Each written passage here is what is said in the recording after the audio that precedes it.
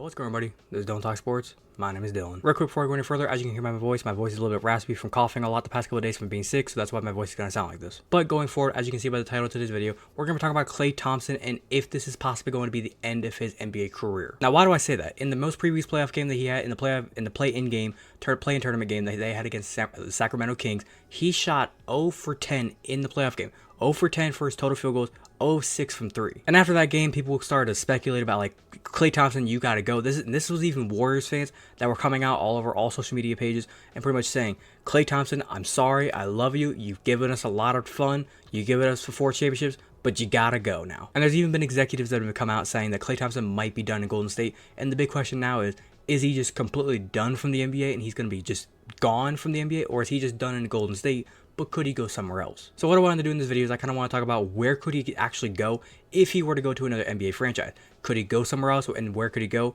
And if that's not the case, kind of what would be preventing him from going to another NBA team. So without further ado, if you're going to enjoy it, as always, make sure you go and drop a like onto the video. Be very much appreciated to do so. But without further ado, let's get into it.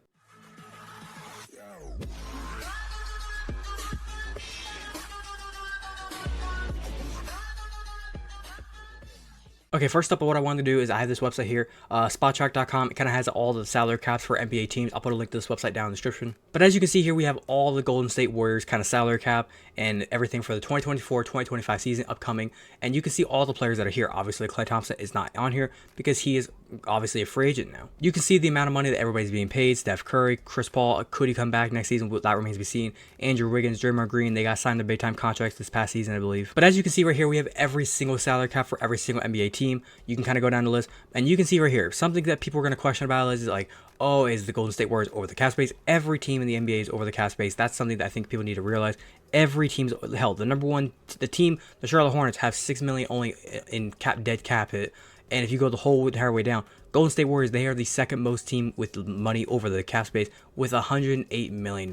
So with that being said, some people are going to question and say, oh, could Klay Thompson still come back? They could just give him the money. Clearly, it seems like they've always been over the cap space over the past like 5 to 10 years. But that could be the case.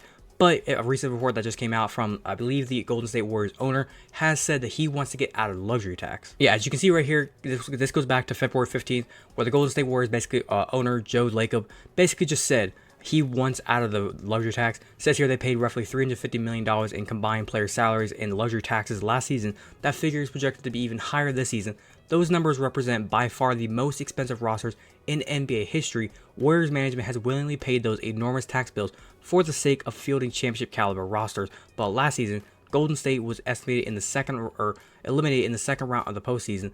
In this season, they are at that time they were only 26 through 52 games. Obviously, we now know that they went ahead and finished 9th or 10th overall in the Western Conference, got eliminated in the play-in tournament. Now, kind of to wrap it up, let's talk about where Klay Thompson could go. Now, obviously, with him being a free agent, I think if at this point, if we're just eliminating the Golden State Warriors from possibly being a choice, we can obviously, like I said, just eliminate from the field of options. First up, we have the San Antonio Spurs. This could be a good option if he wants to go down there and play with Victor Wembanyama. That could be a good option for him. He can go down there, give Victor a good three-point shooter off the wing, be like a second-hand man. This would be a good option in my opinion. Next up, we got the Toronto Raptors. I don't really see that happening. It's just not one of the things that I would see happening. Could he go there? It would be something interesting, but I don't think he himself, since he's a free agent, getting to make the choice, he would do it. LA Clippers seems like a really good option, especially if the Clippers go far this postseason. Right now, at the time of recording this, they're about 1-1 with the Dallas Mavericks. If the Clippers go far and they get to like the conference finals, hell, even the finals, that might really entice Klay Thompson to say, hey, I might go there for at least like a 1-year contract. Oklahoma City Thunder seems interesting, but I don't think he would do it. Miami Heat, this would be like the most enticing option for him, especially with the fact that the Miami Heat losing a couple guys in the past couple years. Gabe Vincent, Max Strus leaving. The Miami Heat needs some shooters, and if Klay Thompson wants to go down there to South Beach, that would be a very good option. Next up, we got the Detroit Pistons. Not happening. We got the Los Angeles Lakers.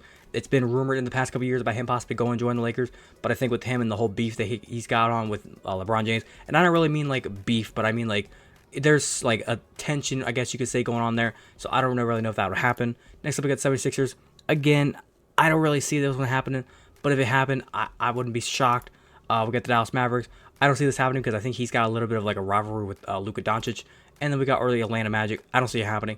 So kind of backtracking, like I said, the ones I would see happening the most, 76ers is like a maybe. The Miami Heat, I could really see him going to Miami Heat. And then the Clippers are like the real, I think the two that are like mainly that I could see happening is the LA Clippers and the Miami Heat. The Miami Heat and the LA Clippers just seem like the most obvious choices. LA Clippers with the roster they got right now, Paul George, Kawhi Leonard, Russell Westbrook, I think is actually done after the season. Correct me in the comments. And then you got James Harden. I don't really know how much longer his contract is there, but that team just looks like it could be a juggernaut. And with the way the owner, I think, of the Clippers is right now, he's actually has some tension with his players of like, I'm not gonna keep on paying y'all if you ain't giving me a banner in my rafters. And that's the way I think every single NBA owner is in owner in every single sports, MLB, football, everything. If you're not giving me banners up there in my rafters, I'm not going to pay for y'all. So ultimately, when it comes down to Klay Thompson, here's my final points. I don't think this is the end of Klay Thompson. He's going to get signed by somebody this offseason. I think he will ultimately get signed by somebody. Like I said, Miami Heat and the LA Clippers, they seem like very good options. The big question is, where could he go from there? Does he sign with one of them? If those two teams don't want him and they can't afford him for some reason, does he have to go somewhere else? Does he just sit for a little bit throughout the offseason? Does he wait till like week 1, hell, midway point of the season to go sign somebody? Or does he shock the world and shock me and just say, you know what, this is it. I'm done playing basketball. I've got my 4 rings. I got all my all-stars. I got my money. I'm good to retire now. I'd be highly shocked by that happening too. But like I said, it's his choice. It's his life. We'll just have to kind of watch and see what happens. But other than that, I think I'm going to wrap it up there. Hopefully you guys did go and enjoy today's video. If you did enjoy it, as always, make sure you go and drop a like on today's video. Be very much appreciated if you do so. If you wanted to watch the entirety of today's video, thank you very much. Like I said, if you have a different opinion, do you think Klay Thompson should retire? Should he go to a different team? Should he go back to the Golden State Warriors? This is Miami Heat, LA Clippers. Is one of those teams sound good if he decide to leave the Warriors? Or maybe just another team if you think that he should go somewhere else. Leave your complete opinion about what Klay Thompson should do down in the comment section down below. I'll be more than welcome to talk about with you guys. If you're a fan of the content that I do post here and you want to go and hit that big red subscribe button, feel free to do so. And do not forget to hit that little notification bell to be notified the second I post. But without further ado, this has been Don't Talk Sports. Have a great day. Peace.